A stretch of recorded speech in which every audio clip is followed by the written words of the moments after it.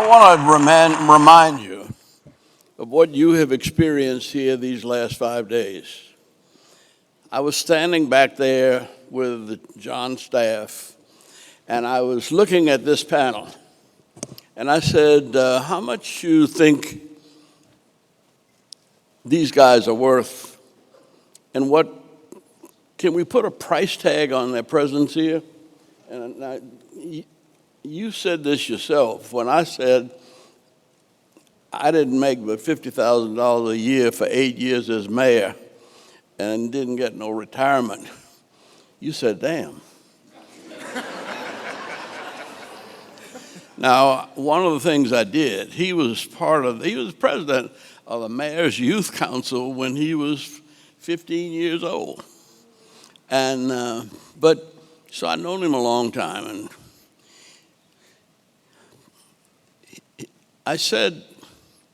he said his wife made him cancel an engagement for a weekend where he would have made $400,000. Now, it took me 8 years to make that. But I'm not complaining because I have enjoyed every minute of my time here in Atlanta, and knowing and loving and sharing with you has made that possible. But what I want you to remember is, well, we also figured up how much time has been given by the panelists. And we came up with a figure of $12 million. That's what you have received in these last 5 days. The wisdom of a Michael Milken or of Dr.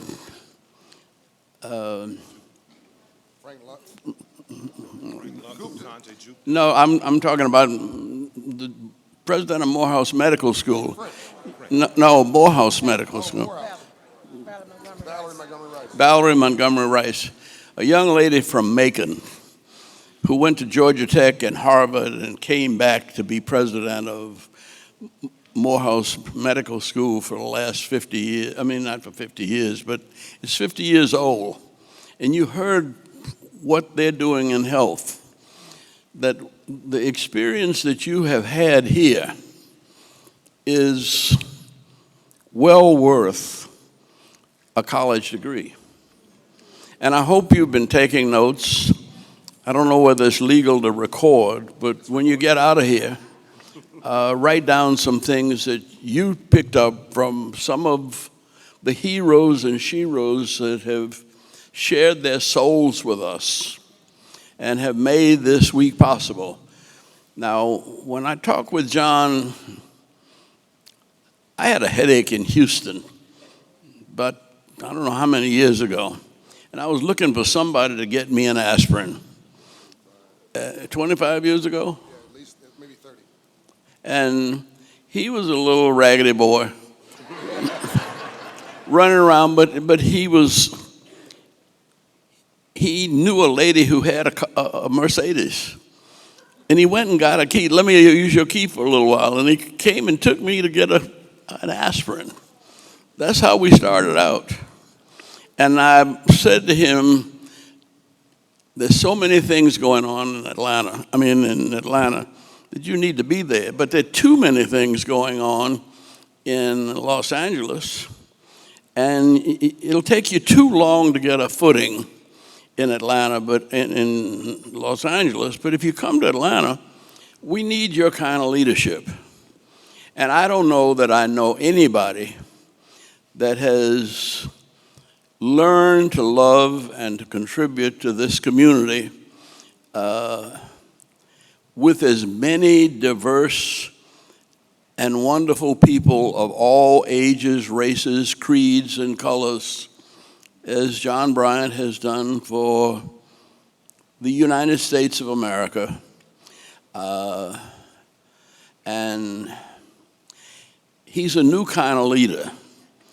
And I used to kid him. He's telling me to shut up. I didn't say it. But it says 3 minutes and 25 seconds down here.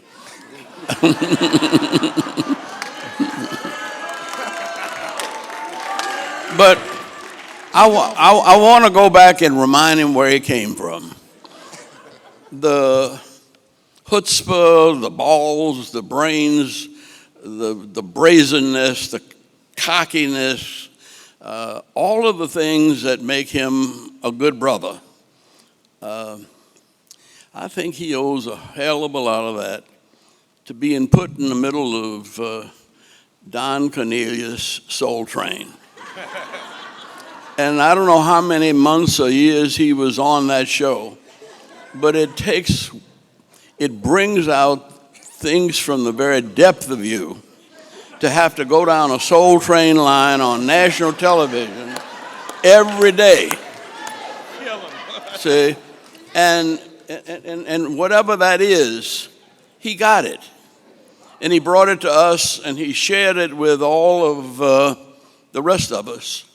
And I just want to say thank you, John, but I want to remind you that this is a tremendous asset to your learning, to your life, to your faith. And I wasn't just clowning. I really believe that, and I learned this from your daddy, truth crushed to earth will rise again. Truth forever on the scaffold, wrong forever on the throne. And yet that scaffold sways the future, because behind the dim unknown standeth God within the shadows, keeping watch above his own. You are his own. You are God's children. And God has put you here to make this earth more like a beloved community, like the kingdom of heaven. And you are the angels of earth. Go forth and never forget who you are, where you came from, and how many people sacrificed and suffered to make it possible for you to be all that you are and all that you're going to be. God ain't through with any of us yet, not even me at 92. I plan to make it to 100 at least. Because there's